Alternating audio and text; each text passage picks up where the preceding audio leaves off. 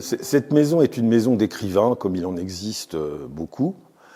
Sa particularité, évidemment, ce sont ces décors exotiques ou historiques, qui sont le reflet du personnage Loti, qui est un personnage extrêmement difficile à cerner.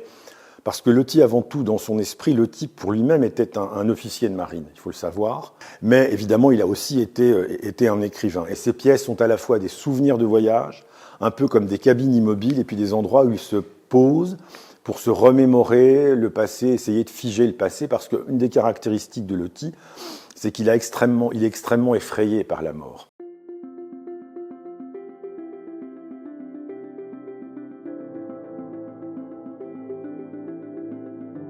Cette restauration a porté sur la maison telle qu'elle était visible en 2012, avant la fermeture, mais il y a eu des choses nouvelles qui vont être présentées, qui ne l'étaient pas auparavant. C'est-à-dire que la mosquée où nous sommes, c'était bien évidemment déjà une des pièces importantes à voir, de même que le salon turc et la chambre arabe qui sont mitoyennes.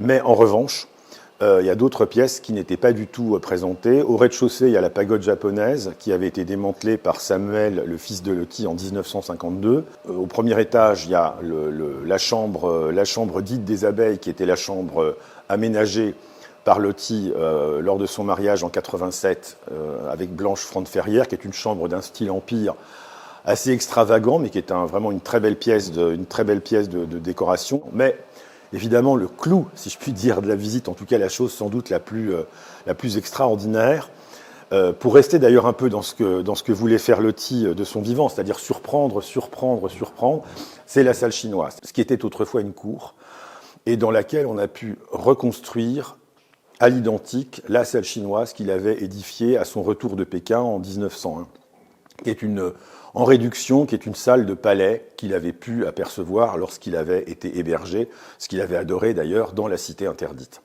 Et là, c'est vraiment un tour de force architectural qui, à mon avis, devrait quand même énormément plaire.